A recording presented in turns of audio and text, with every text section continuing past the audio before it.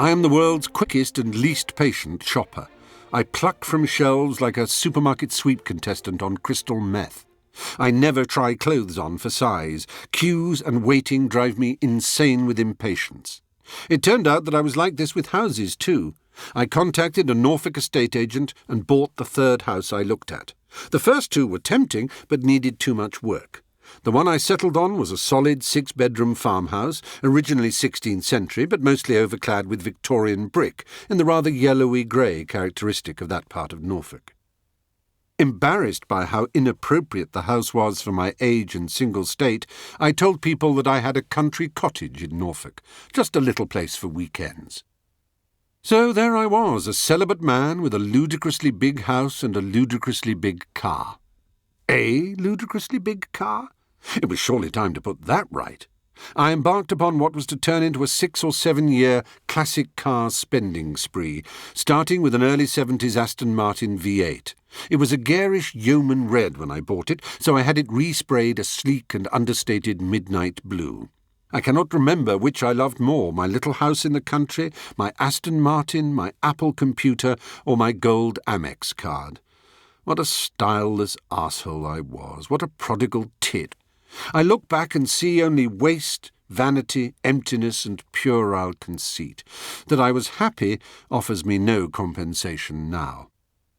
In the replay of regret that flickers through my mind, I picture how I might have used the money that poured in so prodigiously. Wasn't I happy enough in London? Why did I need a large place in the country too? I loved my Daimler Sovereign. Why should I need another car, and another, and another? A man can only drive one vehicle at a time, for heaven's sake. I loved my Macintosh, so why did I need to replace it every time Apple came up with a new model? Why did I need any of the baubles I spunked my money on? What the hell was I playing at? I could have saved the money, invested it, husbanded it. I might just as well tell myself that I could have sung Don Giovanni at Covent Garden or opened the batting at Lord's. As Dirty Harry tells Hal Holbrook in Magnum Force, a man's got to know his limitations. I will never be provident, prudent, or prescient. Never. I do not have it in my genes to be so. I believe that change, improvement, heuristic development, and the acquisition and advancement of learning and wisdom through experience are all possible and desirable. I also believe that leopards will always be spotty, skunks smelly, and Stevens idiotically wasteful and extravagant. Some things are not susceptible to change. "You'll never have to work again," someone said to me at a party. To me, this was like being congratulated on becoming tetraplegic. Hurrah! You'll never have to walk again. You can stay in bed all day. Perhaps that is why I spent money so freely, so that I always had the incentive to work. One free afternoon in Manchester, I had walked to the Arndale Centre and drifted from shop to shop. In a branch of Lasky's, I found myself staring in perplexity at a group of teenagers clustered around a display stand. I approached and looked over their shoulders. Half an hour later, I was fiddling with the back of the television in my Midland hotel bedroom. After 10 frustrating and confused minutes, CFAX-style text appeared on the screen. BBC Computer 32K. Basic. It was the beginning of a lifelong love affair, the details of which will bore you dreadfully. I shall try not to linger on the subject too long, but the relationship was and is too important to me for it to be consigned to a quick sentence. Most of my spare hours were now spent in front of this transcendently lovely, to me, machine, an Acorn BBC Micro B computer. At that time, microcomputers relied on 2 household appliances to work properly, a television for display and a cassette tape recorder for recording and loading programs. The Lasky's salesman had persuaded me to buy a program called WordWise, which came on a ROM chip that you plugged into one of the 4 slots on the circuit board. The other spaces were for the operating system and the basic programming language. With WordWise plugged into the first slot, the computer magically started up as a word processor. I could attach it by a wide-ribboned parallel connector to a Brother electric typewriter, which now became a slave printer. I cannot explain my fascination and delight. With exultation, I would show my friends the computer, the programs I had written, and the printer printing out. Everybody cooed and wowed obediently, but I could tell they were not moved in the same way that I was. It puzzled me that I should be so captivated by this new world when others were so relatively unengaged. Certainly the system was clever, one could do remarkable things with it, and most people were impressed in the standard, whatever will they think of next way. But for me, the excitement was about so much more than function. I've long since given up trying to understand this undying obsession, which rapidly took on all the form, manner, and behaviour of a classic addiction. I passed most of what spare time I had with my head buried in dedicated microcomputer magazines or haunting the Tottenham Court Road on the lookout for new peripherals. I would stay up at the keyboard until 3, 4, or 5 in the morning, writing pointless programs or attempting to master useless techniques. Within a very short time, I'd filled my corner of the Chelsea flat with a daisy wheel printer, a plotter, a dedicated RGB monitor, and an add-on for an extra processor and floppy disks. My lifelong battle to control cabling began at this time. All the cables I have ever owned would stretch to the moon and back, except they would not be able to because they would fail to connect up with each other. Anyone can write a credible story in which humans can teleport, travel in time, and make themselves invisible. A future in which there are cable compatibility standards, that would be real science fiction. I had called Hugh up excitedly. "I've just bought a Macintosh. Cost me £1,000. "What?" Hugh enjoyed about a week of relaying the news of my fantastic expenditure on something as absurd and unworthy of outlay as a raincoat, before he discovered that this Macintosh was a new type of computer. I was more insanely in love with this strangely beautiful piece of technology than anything I had ever owned before. It had a cable leading out of it that ended in a device called a mouse. The screen was white when you started it all up and loaded the system disk. The text that came up was black on white, like paper, instead of the fuzzily glowing green or orange on black offered by all other computers. An arrow on the screen could be activated by moving the mouse on the desk next to the computer. Images of a floppy disk and a dustbin appeared on screen, and all along the top were words which, when clicked on with the mouse, pulled down a kind of graphical roller blind on which menu options were written. You could double-click on pictures of documents and folders, and window panes would open. I had never seen or imagined anything like it, nor had anyone.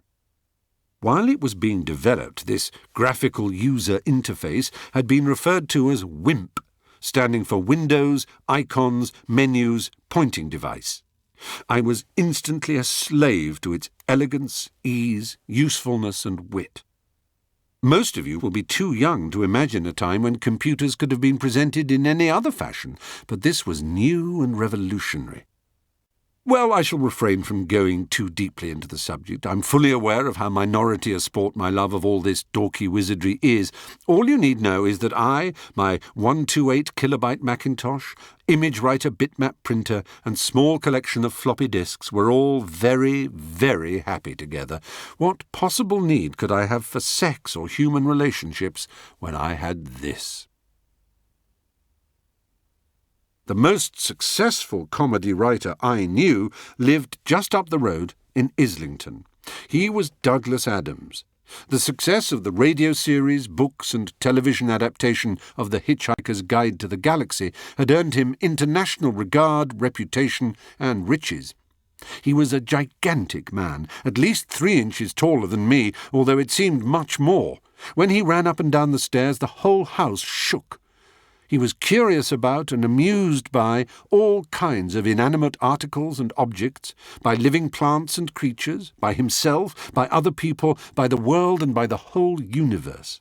The most fundamental laws, principles, and accepted systems that underlie everything and are taken for granted by almost all of us were to him fascinating, funny, and appealingly odd. More than anyone I have ever known, he combined childlike simplicity with a great sophistication of understanding and intelligence.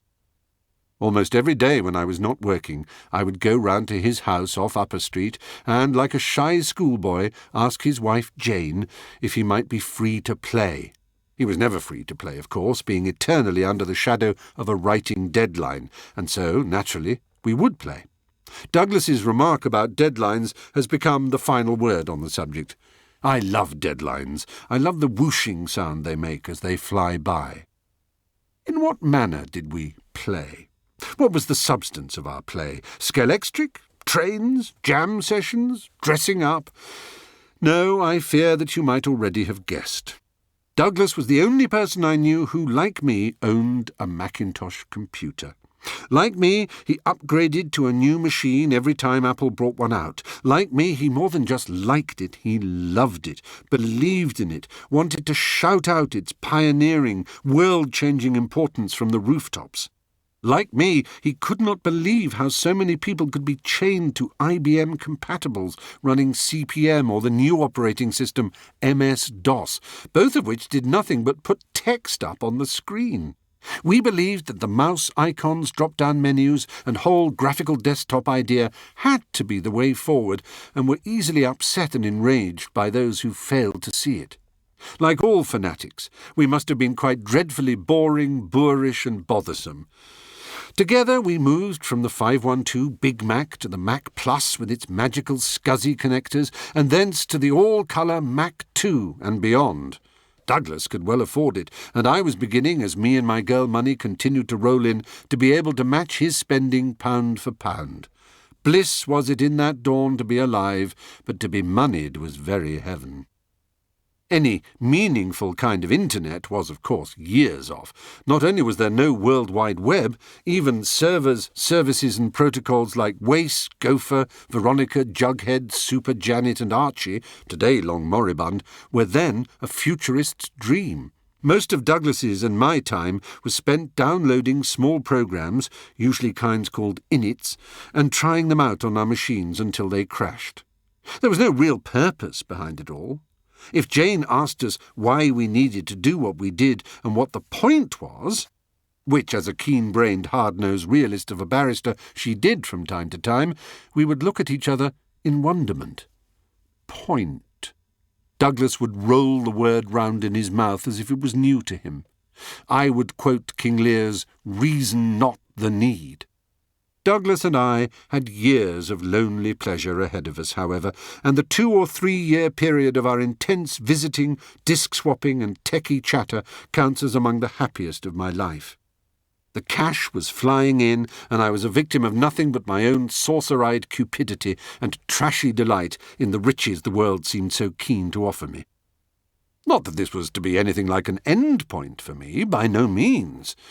The same old self-destructive urges were only just below the surface. In all too short a time, those same credit cards, symbols of legitimacy and respectability or not, would be chopping endless lines of far from legal and less than respectable cocaine. I did not know it, but this was to mark the beginning of a new act of my life. The tragedy and farce of that drama are the material for another book. In the meantime, thank you for your company.